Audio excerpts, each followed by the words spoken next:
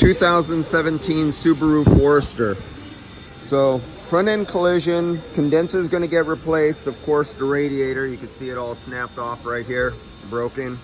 Condenser is actually just twisted and a few little dings on it, but it'll be replaced. Now, here's one of the things that will cause a future technician in another shop, in a mechanical shop, that this customer may notice and complain about: cooling problem in really hot days. Many aftermarket condensers that are recommended by the insurance company instead of using the OEM you're already losing heat dissipation when you switch over to most of the manufacturers of aftermarket condensers. They will have fewer cooling fins in 1 inch. They will have fewer cooling passages from the top to the bottom where the refrigerant passages flow. And if you look inside the tubes, there will be half as many cooling fins for dissipating heat. They literally cut them in half. That's like retarded. But that's how they save money and are able to sell you a cheaper product. But they don't tell you that.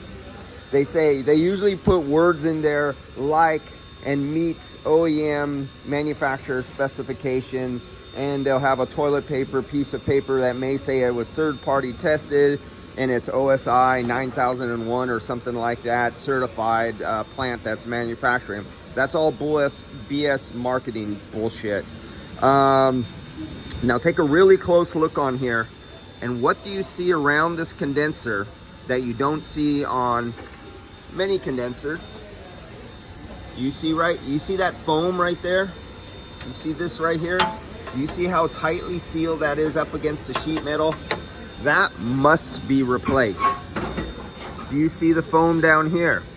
Do you see how tightly it is sealed there? This must be replaced. When you purchase the OEM condenser, it comes with that. Do you see that piece of foam up above? Look at that. Do you see that? When the top plate comes down here, it sits, and they even have it cut out and grooved because the piece of metal and the plastics that come above seal right to this, like this, really tight.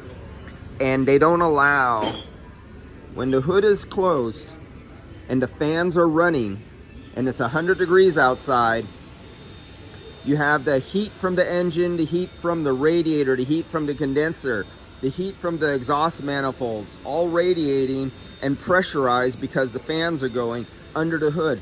The heat has nowhere to escape. A little bit of it goes down. Everybody just thinks that heat goes down and out the back of the car. Not when you're in stop and go traffic.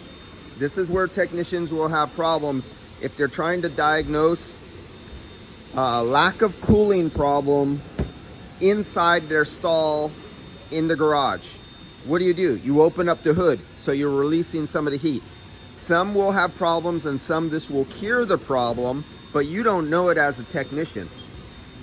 The aftermarket will come without this from sealing off the hot pressurized air in stop and go traffic. This is such a high pressure under here because of the fans and because it's sucking through right here and it's blowing right here. When this is missing right here, what happens is the 200 degree heat comes rolling around and it comes right back in front of the condenser and it heats up the condenser all along the top. And same if they're missing the plastic piece right here after a collision. You see that big giant opening back here? It goes all the way back around into the engine compartment.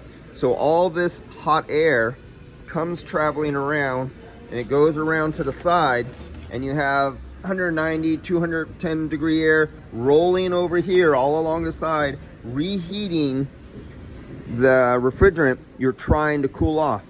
And then even worse, they leave off this piece of right here, and you'll have the plastic shield underneath. That is a perfect deflector. It literally channels the hot air coming out of the radiator, and it makes a turn because this is low pressure under here and this is low pressure right here because the fan is sucking. That hot air will come from underneath down here. It'll travel up just under the radiator and gap there, and it'll roll around, and these bottom few channels right here is your subcooling. This is all liquid in these bottom few rows.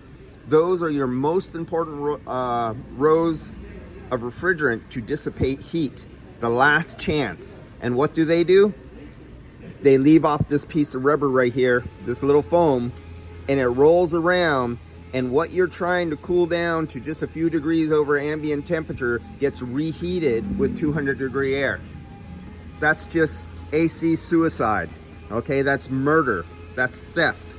When you're selling somebody a product and it doesn't match OEM and it actually causes harm or degradation in the performance of the thing, that's the exact same thing as stealing from somebody. So when the insurance company says, we're saving you money and keeping your policy prices down by getting like OEM products and putting them on there, but yet they're nowhere near like products, they're absolutely the opposite. They're absolutely trash, okay? They just look like it and they perform only up to a certain level. So this vehicle would go into a shop and a young technician would get on it, not knowing these are the problem. He might either perform a recharge and send the customer on his way. Well, guess what? The customer is going to be coming right back, and now the customer is not happy at the shop because this is a year later after the repair. It's been in a body shop. Customer has no idea about aftermarket condensers and what problems they cause, and the young technician who just got it in the shop does not have the experience and know this. So he just sent them out and the customer is coming back. So now we have a comeback. Now the shop doesn't make money. The technician might be losing bonus or time. And you have an angry customer. So then the technician tries to diagnose again. And remember, the hood is up now. There's not pressure on here. So what he thinks he's reading gauge pressures and he says everything looks like, he must go, well, something must be wrong. Maybe the expansion valve is bad. Maybe the condenser is plugged up, and they'll probably get another aftermarket one. And they'll start guessing. And then you, the customer, get sold an expansion valve. Maybe you had a external receiver dryer. They go, oh, well, maybe the receiver dryer is plugged up. Let's change that. That's a cheap and easy part to get. They usually avoid the more expensive, harder to get. They go for the easy fix, and it's just guessing. They're just throwing parts at the dartboard and seeing what fixes the problem. And I've seen this happen so many times. Here in San Francisco, we don't have the really biggest problem with this because we have such a mild climate, except on the hottest days, and then the guys are really scratching their hair because here in San Francisco, very few shops do air conditioning. The ones who do, if it's divided up between several technicians, they only get a handful of air conditioning jobs per month. Divided between a few technicians, that means not even one technician ever gets enough experience to actually learn AC really well.